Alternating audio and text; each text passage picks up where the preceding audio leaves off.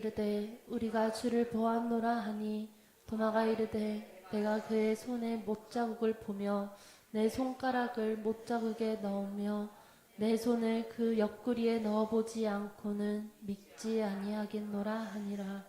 여드레를 지나서 제자들이 다시 집 안에 있을 때에 도마도 함께 있고 문들이 닫혔는데 예수께서 오사 가운데 서서 이르시되 너희에게 평강이 있을지어다 하시고 도마에게 이르시되 내 손가락을 이리 내밀어 내 손을 보고 내 손을 내밀어 내 옆구리에 넣어보라. 그리하여 믿음 없는 자가 되지 말고 믿는 자가 되라. 도마가 대답하여 이르되 나의 주님이시요 나의 하나님이시니이다. 너는 나를 본고로 믿느냐? 보지 못하고 믿는 자들은 복되도다 하시니라. 아멘. 오늘 우리가 읽은 본문의 내용은 예수님께서 부활하시고 난 뒤에 제자들에게 보이셨는데 그때 도마는 12 제자 중에 하나인 도마는 그 자리에 없었습니다. 그래서 도마는 끝까지 예수님의 부활에 대해서 믿지 못하고 다른 제자들이 예수님이 과연 부활하셨다라고 말씀해도 그것에 대해서 인정하지 못하고 내가 그 예수님을 직접 만나 뵙고 그 손에 못자국을 내가 만져봐야만 믿겠다라고 했는데 예수님께서 과연 도마가 있을 때 함께 나타나셔서 당신의 그 손을 만져보고 옆구리에 손을 넣어보고 믿는 자가 되라고 말씀하시는 내용입니다. 이 내용을 도마는 그 모든 것을 경험하고 난 뒤에 나의 주, 나의 하나님입니다 라고 하는 놀라운 고백을 하게 됩니다. 예수님을 단순히 주님으로만이 아니라 하나님으로 고백하지요. 그리고 예수님은 너는 나를 본고로 믿느냐? 보지 않고 믿는 자는 더 복되다 라고 말씀하십니다. 이 내용을 가지고 우리가 오늘 본문의 내용을 살펴보기보다는 예수님께서 본고로 믿느냐 보지 않고 믿는 자가 더 복되다라고 하는 그 말씀을 중심으로 해서 예수님의 부활의 증거에 대해서 같이 살펴보려고 합니다. 우리가 이미 살펴본 대로 사도행전에 베드로는 예수님께서 부활하시고 살아나셨다라는 것을 이미 제자들에게 그리고 거기에 있는 사람들한테 알려주었죠. 그래서 예수님께서 지금은 이 모든 되어진 일들 성령께서 지금 임하시고 이 놀라운 이적이 일어난 일은 예수님이 부활하셨다는 증거며 예수님이 메시아라고 하는 증거다라는 것을 이야기를 해주었습니다. 그러면서 이제 쭉 이야기를 풀어가는데 그 가운데 특별히 예수님께서 다윗이 고백한 그 시편의 내용에 있는 부분을 지금 이루신 것이다 라고 하는 부분을 우리가 지난 주일날 같이 살펴봤는데 그 부분도 같이 연계되어서 같이 살펴보려고 합니다. 먼저 우리 첫 번째 부활의 증거들에 대해서 같이 보려고 합니다. 보지 않고 믿는 자는 복이 있다. 주님께서 그렇게 말씀하죠. 같이 한번 읽어보겠습니다. 요한복음 20장 29절 같이 읽겠습니다. 시작. 예수께서 이르시되 너는 나를 본고로 믿느냐? 보지 못하고 믿는 자들은 복되도다 하시니라. 아멘. 이 말씀은 예수님께서 먼저 도마에게 의심에 있는 사람이 되지 말고 믿는 자가 되라 라고 말씀하시고 난 뒤에 그 다음에 하신 말씀입니다. 우리가 이것을 보면 그럼 무조건 보지 않고라도 믿으면 무조건 하고 그냥 맹목적으로 믿어야 되나 라고 생각할 수 있는데 사실 그런 것은 아닙니다. 그런 것은 아니고 도마에게 지금 보여주시면서 믿는 자가 되라 라고 말씀하셨는데 예수님께서는 이때는 부활하시고 난 뒤에 승천하시기 전입니다. 그리고 이 말씀을 하시고 난 뒤에 하실 때에 보면 보지 못하고 믿는 자들이라고 하시면서 지금 도마를 염두에 두고 말씀하신 것이 아니라 이후에 예수님께서 승천하시고 난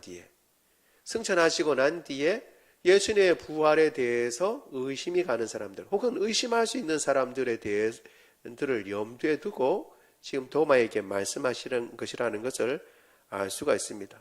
지금 예수님은 하나님 보좌 우편에 계신 줄로 믿습니다.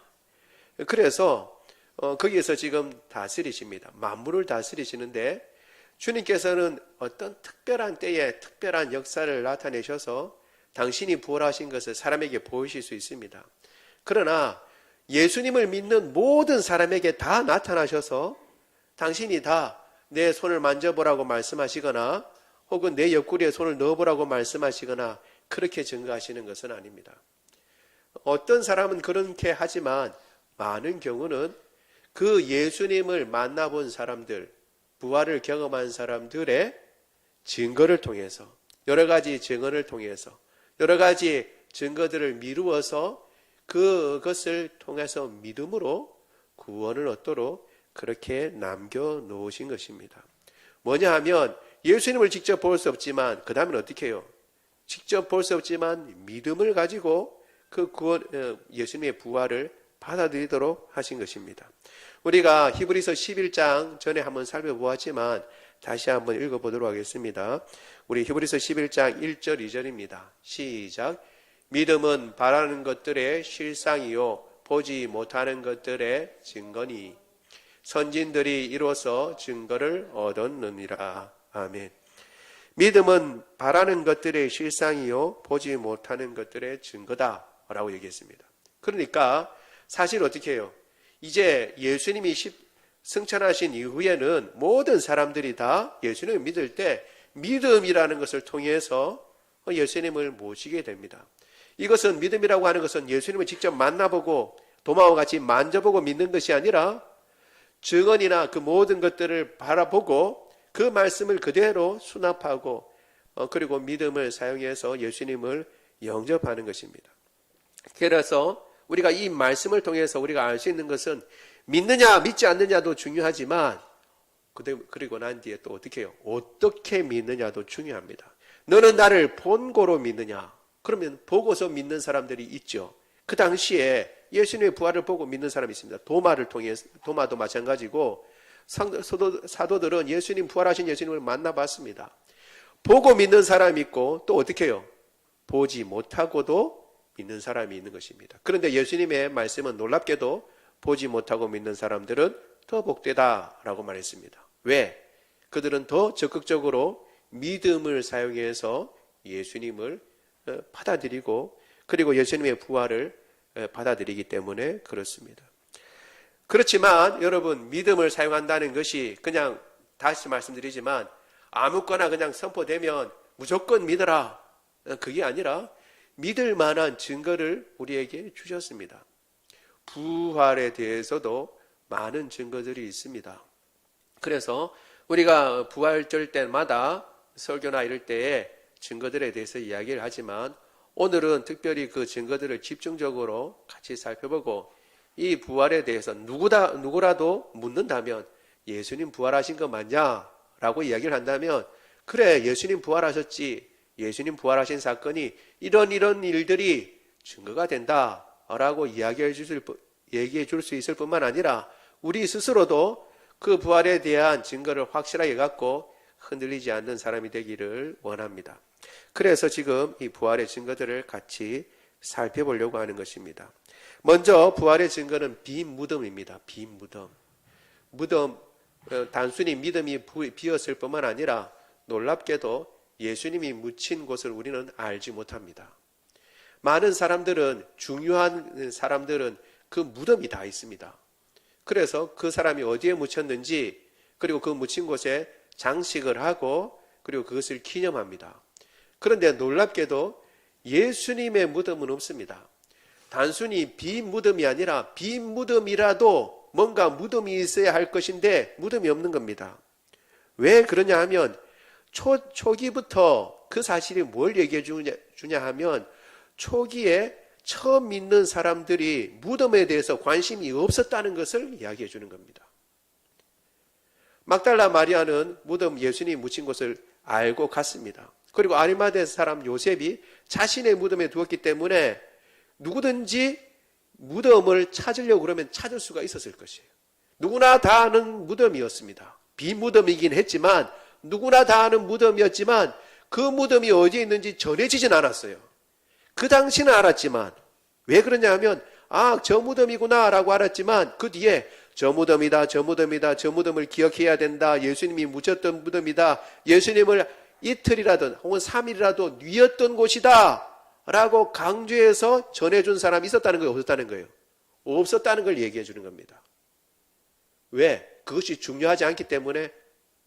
아니요. 예수님의 모든 사역 가운데 그것은 중요한 사건이 아니었습니다. 무덤이 중요한 것이 아니라 부활이 중요했기 때문에 그렇습니다. 예수님이 죽은 것은 확실하고 그래서 무덤에 묻히신 것도 확실하지만 무덤에 두었던 것도 확실하지만 예수님은 그 무덤에 계신 것이 아니라 부활하셨어요. 그래서 더 이상 그 무덤은 중요한 것이 되지 않았습니다. 그래서 아무도 그 믿음을 깊이 생각하고 저 무덤이 예수님을 누웠던 무덤이지라고 생각할 그런 필요가 없었다는 것을 얘기해 주고 있는 것입니다. 그림을 한번 보여주실 수 있어요? 여러분, 다른 종교를 이제 창시한 사람이라든가 혹은 다른 종교를 나타냈던 사람들은 다 무덤이 있습니다. 공자의 무덤도 있고요. 그리고 또 마호멧의 무덤도 있습니다. 마호멧은 이슬람교죠. 이슬람교도를 창시한 마호멧의 무덤도 있는데 메디나에 있죠.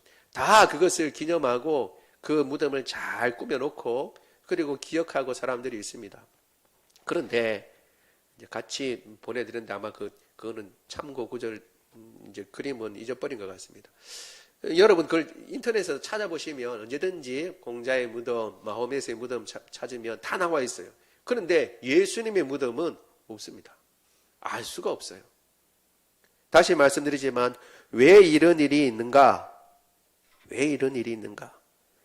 이미 우리 지난 시간에 살펴본 그 구절을 통해서 다시 한번 확인해 보도록 하겠습니다. 우리 사도행전 2장 29절입니다. 29절 같이 읽겠습니다.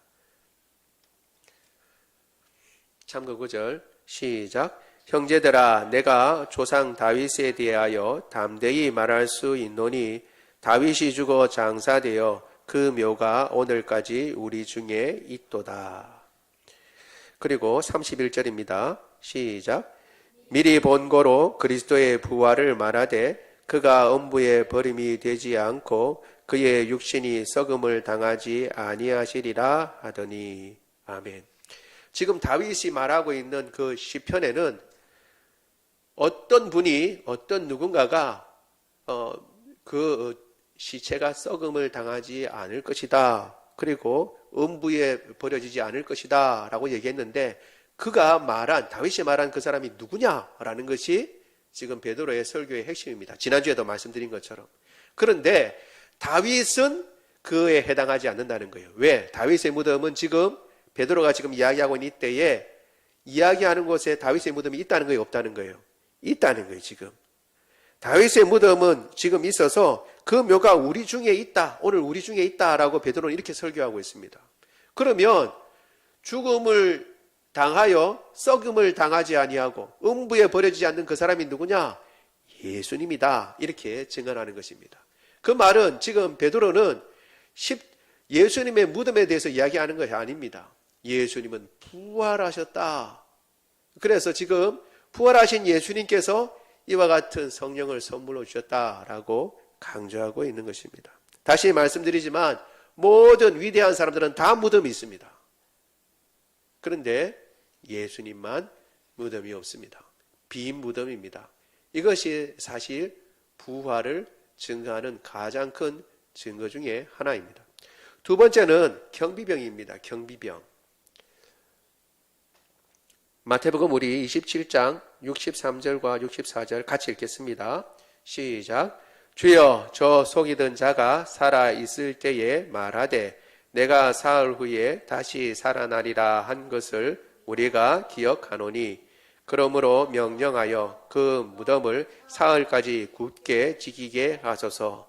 그의 제자들이 와서 시체를 도둑질하여 가고 백성에게 말하되 그가 죽은 자 가운데서 살아났다 하면 후의 속임이 전보다 더 클까 하나이다 하니. 아멘. 이것은 그 당시 종교 지도자들이 제자들도 기억하지 못했던 것을 기억해냈습니다. 예수님께서 내가 죽고 난 뒤에 사흘 만에 다시 살아나겠다라고 평소에 그자가 말했습니다 라고 기억한 거죠. 제자들은 이 말씀을 기억했어요, 안 했어요? 기억 전혀 못했습니다. 심지어 예수님이 부활했다라는 얘기를 듣는 순간에도 기억하지 못했습니다.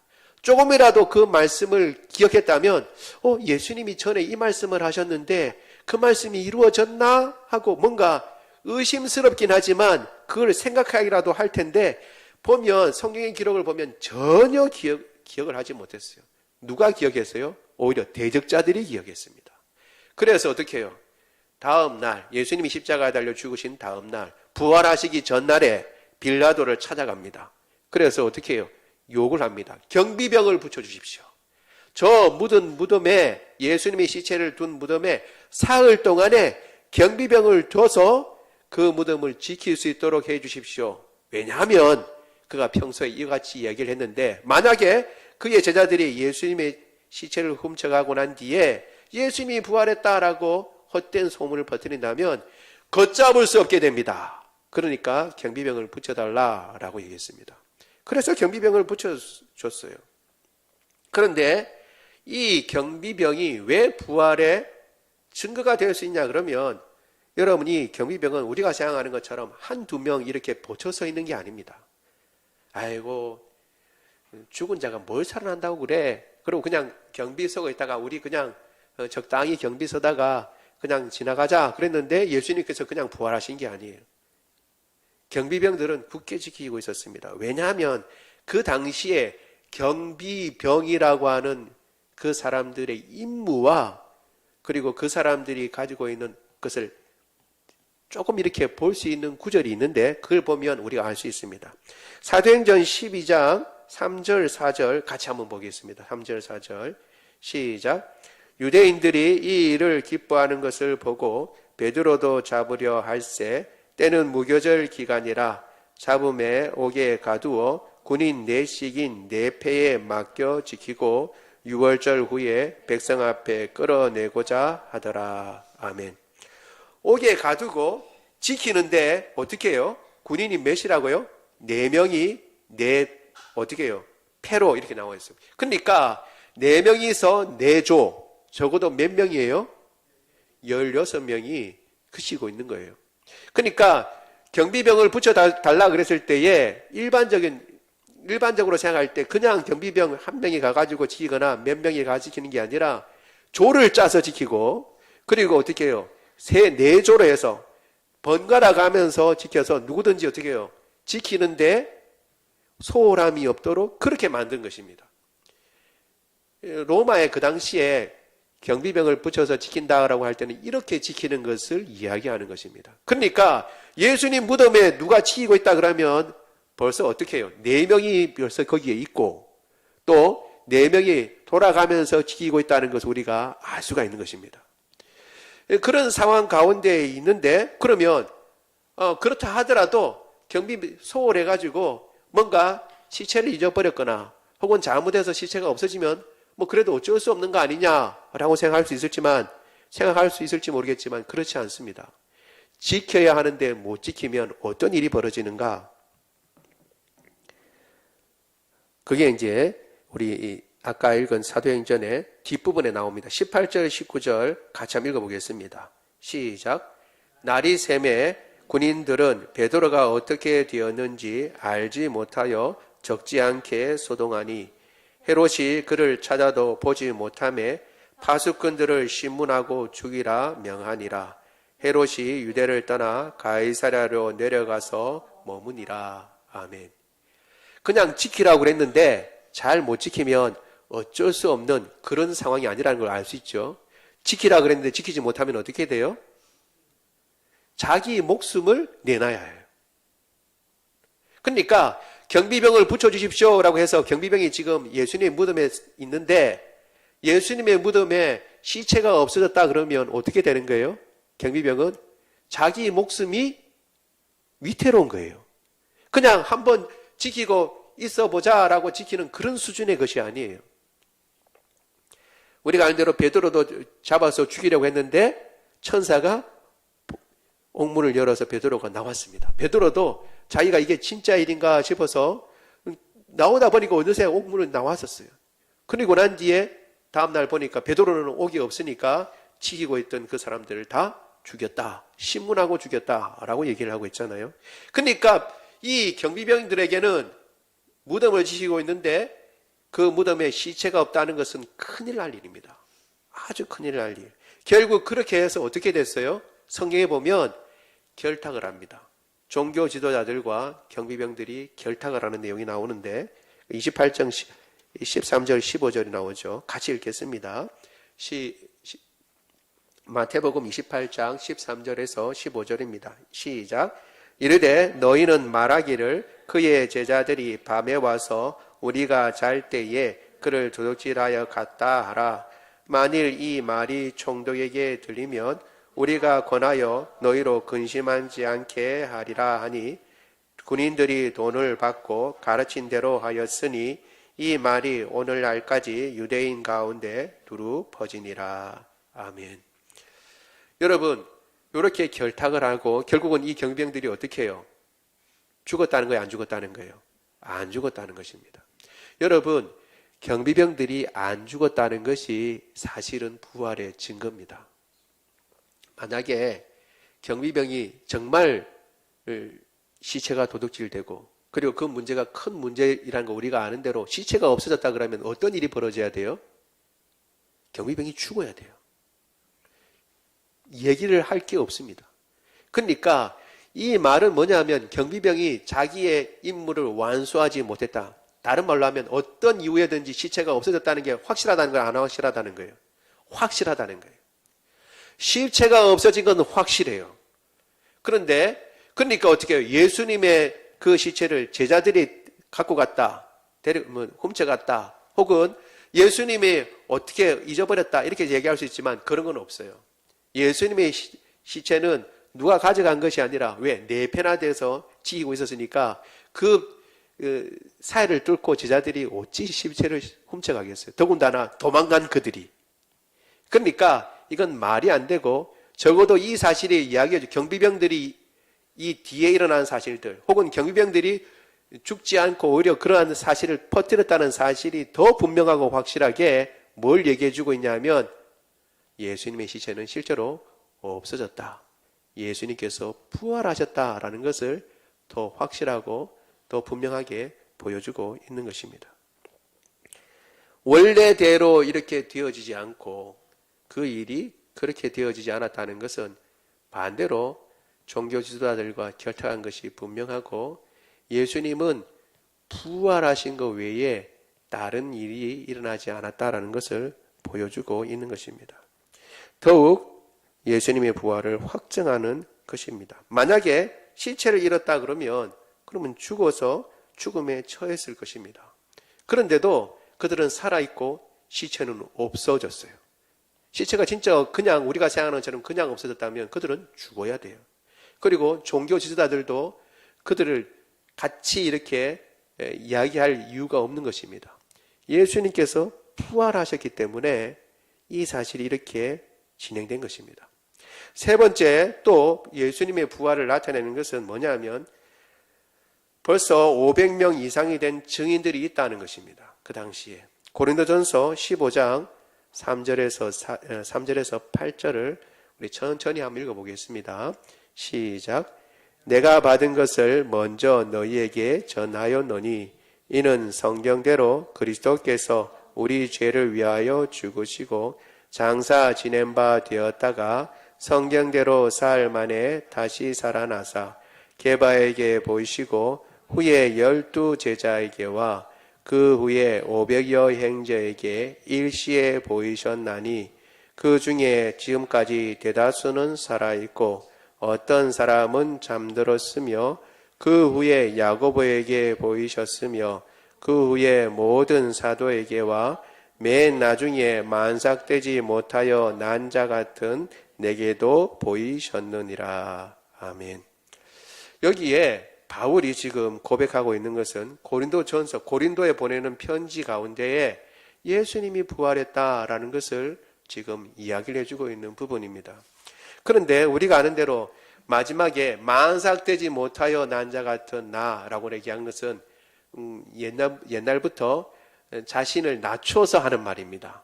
만삭되지 못하여 난 자, 우리도 흔히 팔삭동이라고 얘기하잖아요. 그렇죠? 8달 만에 태어난기도 했지만 그렇지 않다 하더라도 좀 엄마 뱃속에서 오래 있지 못해서 좀 어떻게 모자라는 사람을 나타낼 때도 쓰는 말입니다. 그렇게 바울은 스스로를 낮춰서 만삭되지 못하여 난 자 같은 내게도 보이셨다라고 얘기를 합니다. 실제로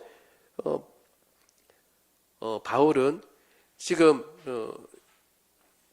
다메섹에 가서 예수님 믿는 사람들을 핍박하기 위해서 그 제사장의 대제사장의 그 증서를 가지고 가다가 부활하신 예수님을 만났죠.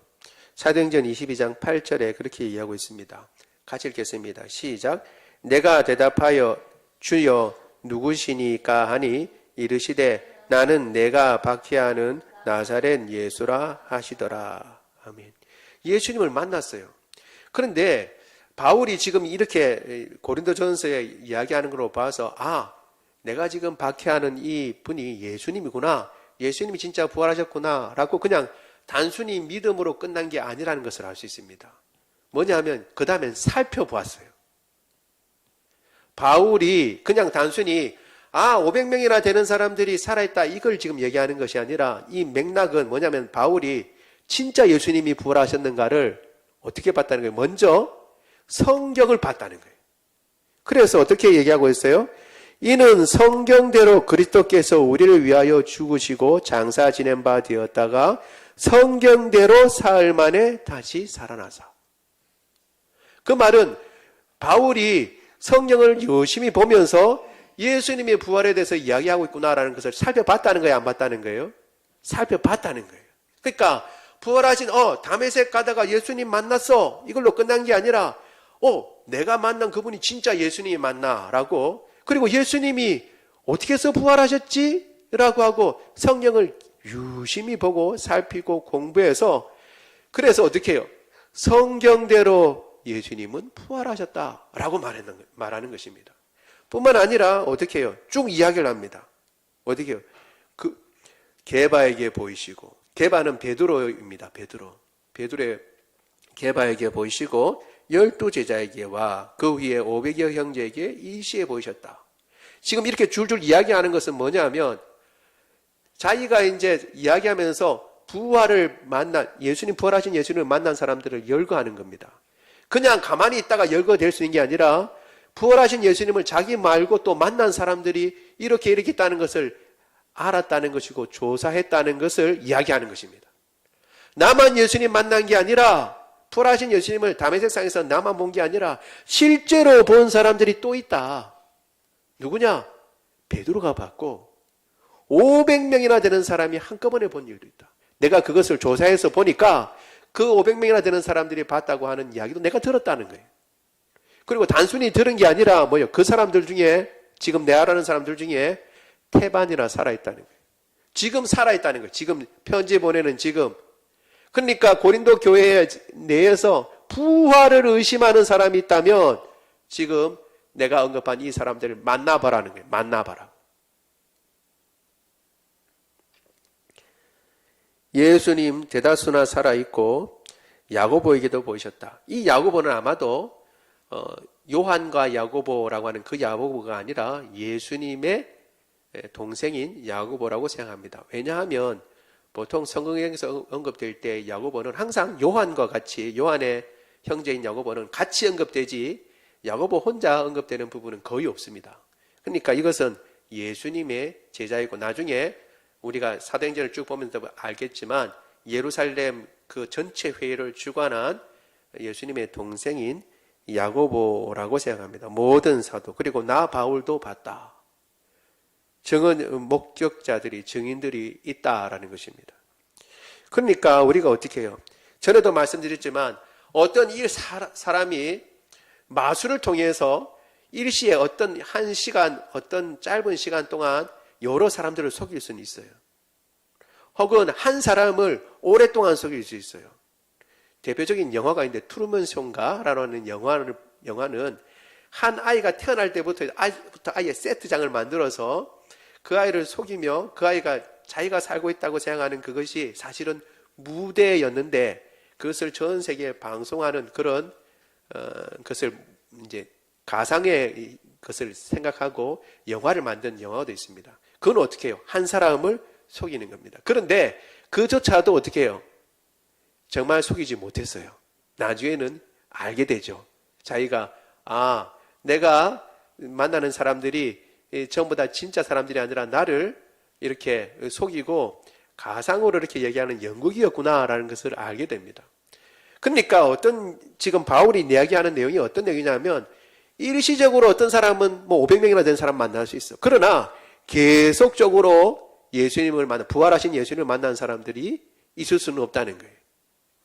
그리고 계속적으로 한두 사람은 속일 수 있을지 모르지만 500명이나 되는 사람을 한꺼번에 속여서 예수님이 부활하신 것처럼 이렇게 이야기할 수는 없다는 거예요.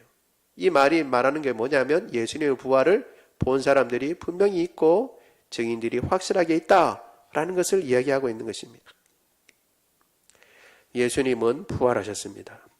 가장 중요한 부활의 증거는 바로 변화된 제자들의 삶입니다. 변화된 제자들의 삶은 너무 극적이에요. 왜냐하면 얼마 전만 하더라도 예수님이 십자가에 달리실 때에 다 도망했습니다. 어느 하나 남아있는 사람이 없이 다 도망했습니다. 그런데 부활하신 예수님을 만나보고 난 뒤에 그대로 완전히 달라졌어요. 여러 가지 달라졌지만 달라진 것 중에 한 가지 보여주는 구절을 우리가 보도록 하겠습니다. 사도행전 5장 40절과 41절입니다. 시작. 그들이 옳게 여겨 사도들을 불러들여 채찍질하며 예수의 이름으로 말하는 것을 금하고 놓으니 사도들은 그 이름을 위하여 능록받는 일에 합당한 자로 여기심을 기뻐하면서 공의 앞을 떠나니라. 아멘. 도대체 감당할 수 없는 사람이 된 거예요. 지금 어떤 사건이냐 그러면 예수님의 이름으로 증언하지 말라 그랬는데 계속 예수님의 이름을 증언하고 그렇게 하니까 이거 어떻게 해야 되냐 하고 논의를 했습니다. 그런 가운데 가말리엘이라고 하는 사람이 와가지고 이야기를 한 거죠. 이야기를 하기를 이 사실에 대해서 네가 그냥 내버려둬라. 혹시 진짜 하나님의 일하심이면 너희가 하나님을 대적하는 자가 될 것이고 만약에 거짓에 기반한 것이라면 그건 그냥 없어질 거야. 그러니까 너무 그렇게 신경 쓰지 마라 이야기를 합니다. 그러니까 그 말을 옳게 여겨서 그냥 보내지 않고 채찍질하고 다시는 예수님의 이름으로 복음을 증거하지 말라라고 위협하고 보냈습니다. 그런데 그때에 돌아가는 제자들의 심정을 그렇게 이야기하고 있습니다. 여기 뭐라고 얘기하냐면 41절에 사도들은 그 이름을 위하여 능욕받는 일에 합당한 자로 여기심을 기뻐하면서 저는 어떻게 해요? 그 이름 때문에 당하는 위협과 그 이름 때문에 당하는 손해 때문에 다 예수님을 부인하고 갔던 사람들인데 이제는 채찍질하고 맞는데 오히려 기뻐했다는 거예요. 채찍질하고 지금 매맞고 가는데 기뻐했다는 거예요. 왜 기뻐했냐면 그래도 이제는 예수님의 제자로 합당하게 여기 있어서 하나님께서 이런 것도 우리에게 허락하시는구나. 우리의 믿음이 그래도 조금 되니까 이 정도 되니까 이렇게 채찍질 맞는 이 자리에도 있게 되는구나 라고 하는 놀라운 생각을 하게 되는 겁니다. 전혀 다른 생각을 해요. 완전히 다른 생각을 해요. 전에는 어떻게 그냥 무조건 피하고 이 모든 핍박에 대해서 예수님 때문에 당하는 그 손해를 다 피하기 위해서 예수님을 부인하고 도망갔던 사람들인데 예수님 때문에 핍박받는 것을 기뻐할 뿐만 아니라 내가 그래도 예수님 때문에 핍박받는 위치에까지 이르게 되었구나. 그 정도의 믿음은 되는구나. 그래서 하나님께서 이 자리에 불러주셨구나. 이렇게 생각한다는 거예요. 그러면서 오히려 기뻐하며 공회를 떠났다는 겁니다. 완전히 다른 사람이 됐어요. 한두 사람은 혹 그럴 수 있습니다. 한두 사람은. 그러나 전체가 이렇게 되는 것은 뭐예요? 부활하신 예수님을 만나지 않고서는 야야야야, 자 한번 모여봐라. 우리가 예수님 그렇게 따랐는데 예수님 따른 사람들도 전부 다 실망하고, 예수님 십자가에 달려 돌아가셨으니까 메시아인 줄 알았던 사람들이 전부 다 낙담하는데, 우리가 그렇게 할 게 아니라 보니까 예수님도 사흘 만에 부활하신다고 했는데 우리가 예수님 부활하셨다고 거짓으로 좀 신경이 쓰이지만, 우리 같이 거짓으로라도 이렇게 부활하셨다고 얘기하면 예수님 따르는 사람들이 그래도 낭망하는 그 낭망에서 벗어나서 소망을 가질 게 아니냐. 우리 그냥 그렇게 하지 말고 예수님 부활했다고 그냥 그렇게 전하자. 이런 식으로는 이런 태도나 이러한 삶이 나타나지 않는다는 거예요. 그렇죠? 여러분, 누가 거짓을 수호하기 위해서 자신의 목숨까지도 내어놓습니까? 사실 요한을 제외하고는 거의 다 순교를 당했습니다. 도마는 인도까지 와서 순교를 당했고, 그 다음에 베드로는 여러분 잘 아시는 대로 로마에서 피해서 도망가려고 하다가 가는 길에, 이건 그냥 설입니다. 가는 길에 예수님께서 로마를 향해 가는 것을 봤다고 그러죠. 주여 어디로 가시나이까? 나는 네가 피해 나온 저 로마에 가서 다시 십자가에 못 박히려고 간다.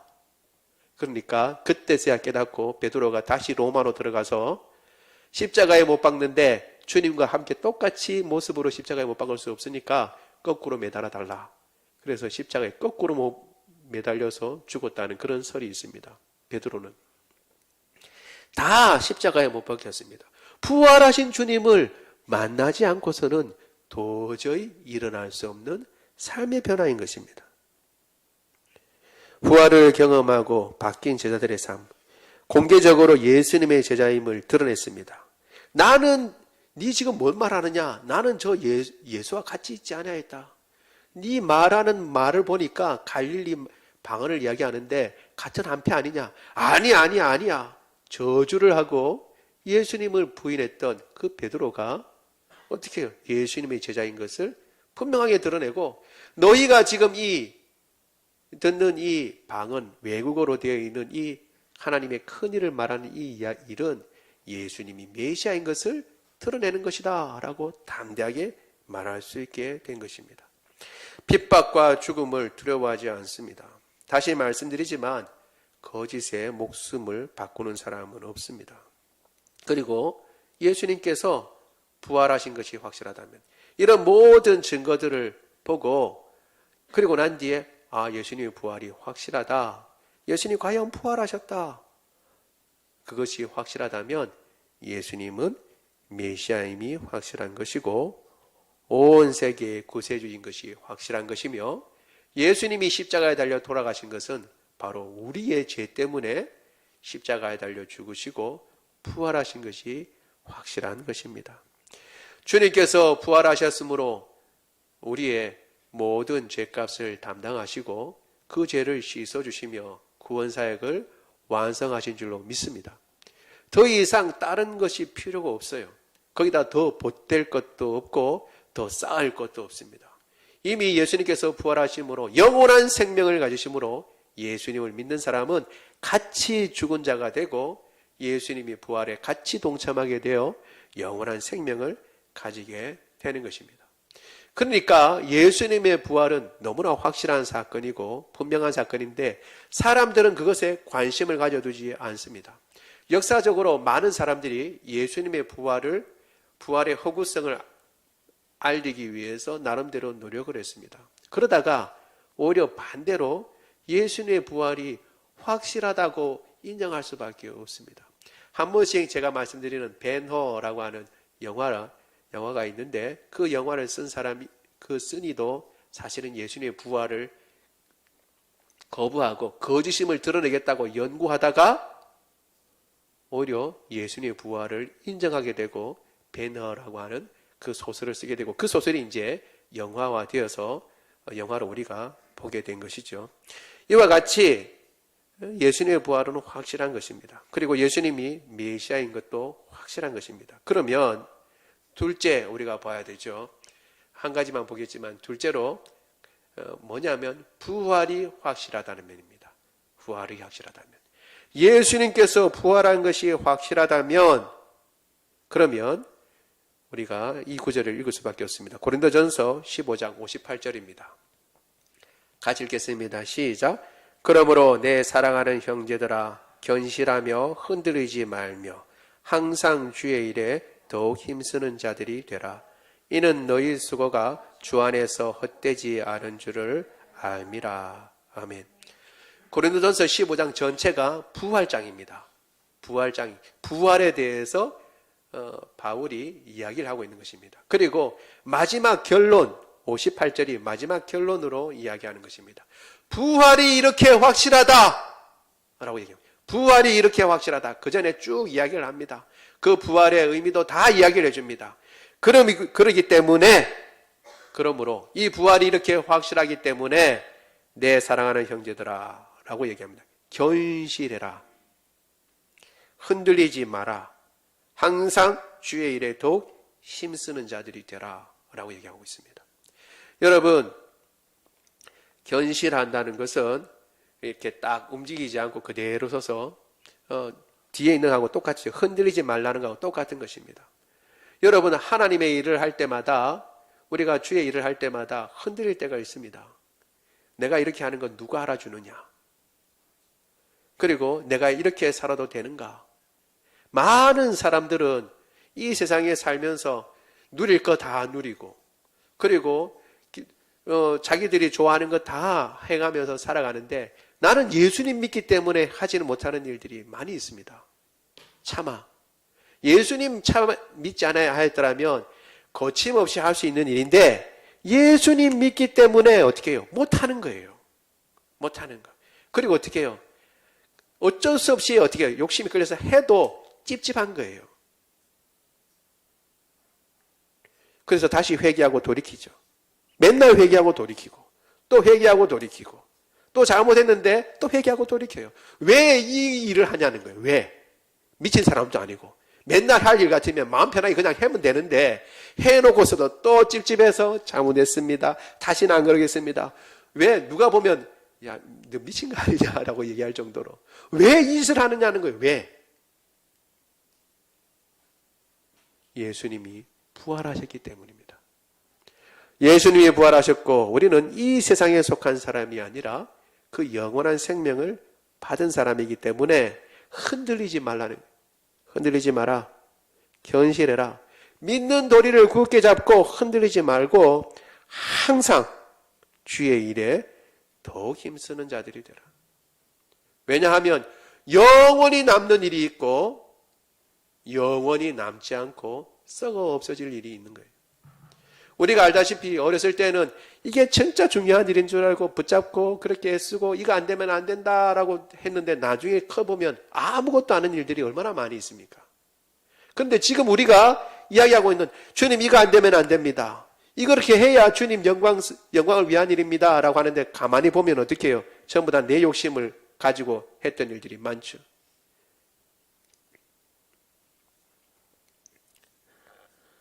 주의 일에 더 힘쓰는 자들이 되라. 그 말은 어떤 일은 주의 일이 아닌 일이 있다는 거예요. 부활이 확실하기 때문에 너희는 주의 일에 더 힘쓰는 자들이 되라. 세상에 썩어질 것을 위해서 살지 마라. 왜냐하면 너희 수고가 주 안에서 헛되지 않은 줄을 압니다. 너희 수고 다 안다. 헛된 일이 있을 수 있다. 그런데 헛되지 않은 일을 너희가 생각하고 주님 안에서 행한 그 모든 일, 주님 안에서 흔들리지 않고 끝까지 믿음 지킨 일, 아무리 작은 일이라지만 그 일들은 어떻게 해요? 주님께서 기억하시고 헛되지 않는다. 그런데 아무리 큰 것처럼 보이고 세상 요란한 것처럼 보여도 어떻게 해요? 주의 일 아니면 그것은 전부 다 헛된 것이고 그건 전부 다 하나님께서 기억하지 않으실 일이다. 너희가 부활의 사람이 되어 예수님을 믿고 하나님의 자녀가 되었으니까 주의 일에 더욱 힘쓰는 자들이 되라. 그리고 그 일에 대해서는 하나님이 반드시 기억하시고 헛되지 않는다는 것은 뭐냐면 그 결과를 나타낸다는 말입니다. 단순히 헛되지 않다는 게 아니라 이 헛되지 않는다라는 말의 뜻에는 뭐도 있냐면 그 결과를 반드시 본다라는 말이 있습니다. 당장은 눈에 보이지 않고 애쓰고 노력해도 그냥 흔히 말하는 듯이 밑 빠진 독에 물 붓기 형상으로 그렇게 다 빠져나가는 것 같지만 우리가 다시 언급하지만 물은 다 빠져나가도 콩나물은 자라듯이 다 빠져나가는 것처럼 보여도 콩나물은 자라듯이 그 결과는 반드시 있는 것입니다. 이 부활의 주님을 기억하며 부활하신 것이 명백한 사실인 것을 다시 한번 확증하는 시간에 부활이 확실하다면 예수님이 우리의 구세주가 확실하고 우리가 영원한 생명을 얻은 것이 확실하다면 더 이상 세상을 향했던 눈을 돌려서 흔들리지 말고 갈까 말까 내가 이 일도 하고 저 일도 할까 이것만 해가지고는 내가 안 되고 세상 일도 적당히 해야 되지 않느냐 여기에 흔들리지 말고 주의 일에 더욱 힘쓰며 주님 오실 때에 맞이할 때 주님 얼굴을 대하고 말할 수 있는 게 뭔가 여러분 그걸 생각하세요. 주님 맞이하실 때 주님 얼굴을 보고 내가 말할 수 있는 게 뭔가 그걸 생각하며 그 주님을 찬양하고 그 주님의 이름을 높이 부를 수 있는 저와 여러분 되기를 원합니다. 말씀을 생각하며 우리 같이 기도하도록 하겠습니다. 기도할 때요 주님께서 부활하신 것은 확실한 것입니다. 주님께서 부활하신 것은 분명한 것입니다. 흔들리지 않게 하여 주옵소서. 주님, 세상 사람들이 뭐라고 해도 주님 부활하신 것이 확실합니다. 이 확실한 증거를 내가 확실히 붙잡고 있을 뿐만 아니라 이것을 다른 사람에게도 알리고 전하는 사람이 되게 하여 주옵소서. 주의 일에 더욱 힘쓰는 자들이 되게 하여 주옵소서. 세상 일 때문에 우리가 갈렸던 마음들, 유혹에 빠졌던 여러 가지의 상황들 주님께서 용서해 주시고 흔들리지 말고 주의 일에 더욱 힘쓰는 자들이 되게 하옵소서. 우리 같이 한 목소리로 기도하도록 하겠습니다. 사랑이 많으신 하나님, 주의 은혜를 인하여 감사를 드립니다. 오늘 우리가 부활주의를 지키면서 주님의 부활을 생각하게 하시니 감사합니다. 주님 부활하셨습니다. 주님 부활하셨기에 영원한 생명이 우리의 것이 되는 것입니다. 주님께서 십자가에서 달려 죽으셨다면 주님께서 죽으신 그 죽음이 과연 우리의 죄를 위한 죽음인지 우리는 알 수 없을 것입니다. 그러나 주님께서 부활하심으로 말미암아 그 죽음이 주님 말씀하신 그대로 우리의 죄 때문에 죽으신 것이고 그 죄값을 치르기 위하여 죽으신 죽음인 것이 분명하고 확실해졌습니다. 그리고 주님께서는 확실히 부활하셨습니다. 빈 무덤이 그것을 이야기해 주고 있으며 아무도 그 무덤을 모른다는 것이 그것을 얘기해 주고 있는 것입니다. 몰라서 모르는 것이 아니라 분명히 초기엔 알았음에도 관심을 두지 않은 것입니다. 왜냐하면 그 무덤은 비무덤이기 때문에 그렇습니다. 오히려 주님께서는 살아계셨고 살아나셨고 하나님 보좌 우편에 계시고 그리고 마지막 때에 주님 다시 온 우주 만물을 심판하시기 위하여 분명히 오실 줄로 믿습니다. 하나님 아버지 부활하신 예수님을 기억하고 흔들리지 않게 하여 주옵소서. 파수꾼들이 그것을 얘기해 주고 있습니다. 파수꾼들이 그 모든 사건에도 불구하고 심판을 당하지 않았다는 것은 예수님의 그 시신이 독특한 방법으로 없어졌다는 것을 이야기하는 것입니다. 단순히 그냥 없어진 것이 아닙니다. 예수님이 부활하셨기 때문에 하나님 아버지 그것을 하나님 아버지 주님 설명할 수도 없고 그리고 그들을 심판할 수도 없었던 것입니다. 하나님 아버지 뿐만 아니라 제자들의 변화된 삶이 그것을 얘기해 주고 있습니다. 예수님의 제자들이 변화된 삶은 놀랍습니다. 그들은 거짓에 기반해서 그렇게 변화된 삶을 살 수가 없습니다. 예수님의 부활이 확실한 것이며 또 그 증인들이 너무나 많습니다. 하나님 아버지 우리가 이것을 기억하고 주님 말씀하신 그대로 도마에게 말씀하신 그대로 너는 나를 본 거로 믿느냐 나를 보지 못하고 믿는 자는 더 복되도다. 주님 말씀하신 그 말씀이 우리에게 이루어져서 우리가 예수님의 손을 만진 것은 아니지만 예수님의 옆구리에 손을 넣어본 건 아니지만 예수님의 부활이 분명하고 확실한 것을 믿습니다. 이러한 믿음 가운데 우리를 불러주신 주님 감사합니다. 이 믿음 가져 싸우니 이제 하나님 아버지 세상의 헛된 것을 쫓아가지 아니하고 하나님 아버지 세상의 것을 보고 흔들리지 아니하고 견고해져서 하나님 아버지 주님을 붙잡고 흔들리지 말며 더욱 주의 일에 힘쓰는 자들이 되게 하여 주옵소서. 그것은 반드시 열매를 맺게 될 것이며 헛되지 않고 주님께서 인정하실 것입니다. 이 사실을 기억하고 부활의 주님을 바라보면 바라볼수록 세상을 쫓아가는 걸음을 멈추고 주님의 말씀 가운데 더욱 가까이 하며 그 말씀에 집중할 수 있도록 우리를 붙잡아 주시고 그 부활을 증거하는 증인으로서의 삶을 잘 살 수 있도록 주님 도와주옵소서. 주님, 오늘도 연약한 가운데 주님 앞에 나온 주의 백성들을 기억하여 주옵소서. 하나님 아버지, 우리 가운데 암세포가 있는 사람이 있습니까? 도말하여 주옵소서. 코로나 바이러스도 도말하여 주시고 하나님 아버지 무엇보다도 맑은 정신을 주시옵소서. 하나님 아버지 단잠을 허락하여 주시고 불면증을 고쳐 주옵소서. 두통도 고쳐 주옵소서. 비염과 하나님 아버지 감기도 독감도 주님께서 고쳐 주옵소서. 또한 하나님 아버지 우리 몸속에 있는 모든 장기들이며 근육들이며 뼈마디가 다 새 힘을 얻게 하여 주시고 하나님 아버지 염증들 다 고쳐 주옵소서. 안구 근적 등도 고쳐 주옵소서.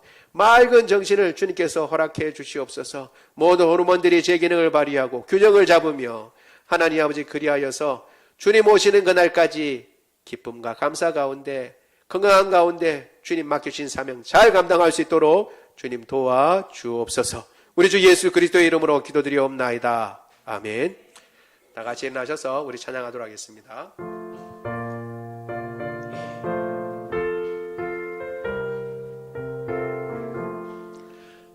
할렐루야 우리 예수 부활 승천하셨네. 세상 사람 찬양하니 천사와 답하노다. 그 주 예수 부활하사 사망 권세 이겼네. 그 주 예수 부활하사 사망 권세 이겼네. 할렐루야 우리 예수 왕의 왕이 되시고 의뢰들을 중보되신 성령 증거하시네. 그 주 예수 부활하사 처음 열매 되셨네. 그 주 예수 부활하사 처음 열매 되셨네. 할렐루야 우리 예수 흠과 티가 없도다. 무덤 속에 있는 죄인 주가 일으키시네. 그 주 예수 부활하사 영광 주로 오시네. 그 주 예수 부활하사 영광 주로 오시네. 아멘. 지금은 우리 주 예수 그리스도의 은혜와 하나님 아버지의 무궁하신 사랑하심과 성령님의 교통하심이 예수 그리스도의 부활을 확실히 믿고 그 증거를 받아들이며 믿음 가운데 확신하고 흔들리지 아니하며 세상으로 향하고 세상으로 가려는 모든 욕심을 돌이켜 주의 일에 더욱 힘쓰며 주님 오시는 그날까지 부활을 증거하고 이 복음을 널리 알리겠다고 다짐하는 주의 모든 백성들 머리 위에 지금으로부터 영원토록 함께 하시기를 간절히 축원하옵나이다. 아멘.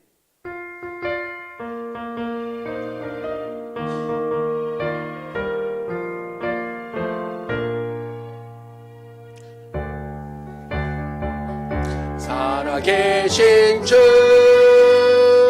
나의 참된 소망 걱정 근심 전혀 없네. 사랑의 주내 갈 길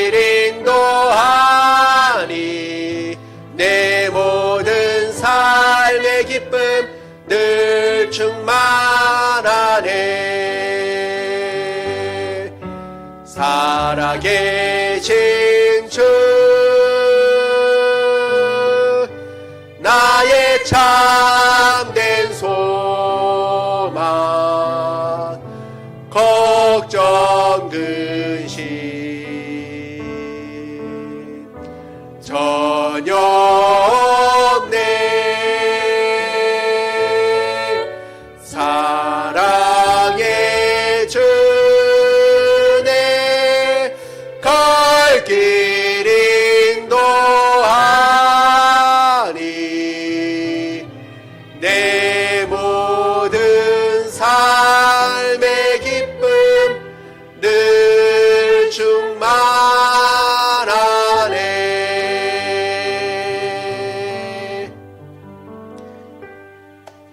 예, 모든 예배를 마치겠습니다.